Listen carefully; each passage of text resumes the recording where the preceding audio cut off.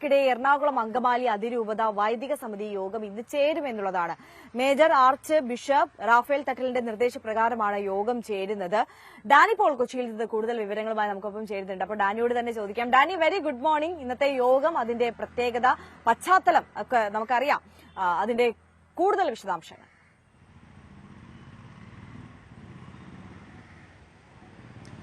Good morning.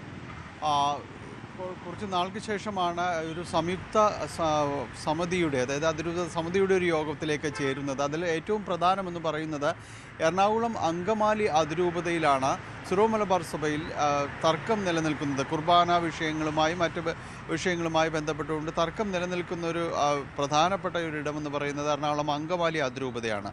കഴിഞ്ഞ കുറേ നാളുകളായി പല പരീക്ഷണങ്ങൾ നടത്തുന്നു, പല രീതിയിലുള്ള സമവായ ചർച്ചകൾ നടക്കുന്നു. പക്ഷേ ഒന്നും തന്നെ അത് ഒരു ഫലവത്താകുന്ന രീതിയിലേക്ക് കാര്യങ്ങൾ പോകുന്നില്ല എന്നതാണ്.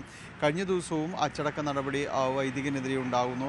ബസിലിക്കയിൽ നിന്ന് അദ്ദേഹത്തിൻ്റെ അവിടെ വൈദിക മന്ദിരത്തിൽ നിന്ന്, അവിടെ വികാര മന്ദിരത്തിൽ നിന്ന് ഒഴിയണമെന്ന നിർദ്ദേശം അതിരൂപത കോടതിയുടേത് തന്നെ വരുന്നു. അങ്ങനെ വിഷയങ്ങൾ പലതുണ്ട്, പല സങ്കീർണമായിട്ട് തുടരുന്നൊരു സാഹചര്യത്തിലാണ് ഇന്ന് സംയുക്ത യോഗം, വൈദികരുടേതടക്കം ഫെറോന വികാരിമാരുടേതടക്കമുള്ള യോഗം ഇന്ന് ചേരുന്നത്.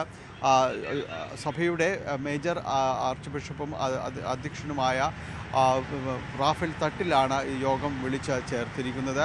ഒപ്പം തന്നെ മെത്രാപ്പോളിത്തൻ വികാരിയായ ആർച്ച് ബിഷപ്പ് ജോസഫ് പാംപ്ലാനി അടക്കം ഇതിൽ പങ്കെടുക്കുകയും ചെയ്യുന്നുണ്ട്. എല്ലാ വൈദികരും ഇതിലേക്ക് എത്തുമെന്ന് തന്നെയാണ് അറിയിച്ചിരിക്കുന്നത്. പല തർക്കങ്ങൾ മൂലം പല വിഷയങ്ങളും വളരെ അതീവ ഗുരുതരമാവുന്ന സാഹചര്യങ്ങളിൽ എറണാകുളം അങ്കമാലി അതിരൂപതയിൽ പലപ്പോഴായിട്ട് കണ്ടിട്ടുണ്ട്. അപ്പോൾ ഇന്ന് അതിൽ ഏത് രീതിയിലാണ് ചർച്ച മുന്നോട്ട് പോവുക എന്നതാണ് നമ്മൾ അറിയേണ്ടത്. ജനാഭിമുഖ കുർബാന അത് നടപ്പാക്കിയേ തീരൂ എന്ന രീതിയിൽ ഒരു ഭാഗം വാശി പിടിക്കുമ്പോൾ, ഒരു ഭാഗം വിശ്വാസികളടക്കം പറയുമ്പോൾ, എന്നാൽ ഇതിൽ വന്നിരിക്കുന്ന കാര്യങ്ങൾ, അതായത് സിനഡിൻ്റെ അടക്കമുള്ള തീരുമാനങ്ങൾ വന്നിരിക്കുന്നത് കാര്യങ്ങളുണ്ട്. അത് ആ കാര്യങ്ങളിൽ മാത്രമേ അത് വിട്ടുവീഴ്ചകൾ അത് മുന്നോട്ട് പോകാനായിട്ട് സാധിക്കുകയുള്ളൂ. അത് നടപ്പാക്കിയേ തീരൂ എന്ന രീതിയിലാണ് ഔദ്യോഗിക വിഭാഗം പറയുന്നത്. അപ്പോൾ ഈ കാര്യങ്ങളിൽ ഒരു ചർച്ചകളിലേക്ക് എങ്ങനെയാണ് പോകാൻ കഴിയുക എന്നതെല്ലാമാണ് ഇന്ന് പരിശോധിക്കുന്നത്. ഒപ്പം ഇതിൽ ഒരു ഭാഗം വിശ്വാസികൾ, പ്രത്യേകിച്ച് ഈ അൽമായ മുന്നേറ്റം അവരുടെ നേതൃത്വത്തിലുള്ള ഒരു വിശ്വാസ സംഗമം ഇന്ന് നടക്കുന്നുണ്ട്. അവർ ഈ ജനാഭിമുഖ കുർബാനയെയും അതോടൊപ്പം തന്നെ ഈ വൈദിക സമിതി യോഗത്തെയും എല്ലാം തന്നെ പിന്തുണയ്ക്കുന്നു. ഇതിൽ ഏത് രീതിയിലാണ് ഈ ചർച്ചകൾ മുന്നോട്ട് കൊണ്ടുപോവുക എന്നതിനെ അടിസ്ഥാനമാക്കിയായിരിക്കും ഇപ്പുറത്തും തീരുമാനങ്ങൾ ഉണ്ടാകുക.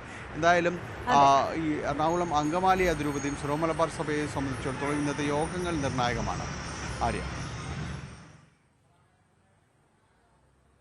ശരി, തീർച്ചയായും ഡാനി പോളാണ് വിശദാംശങ്ങൾ നൽകിയത്.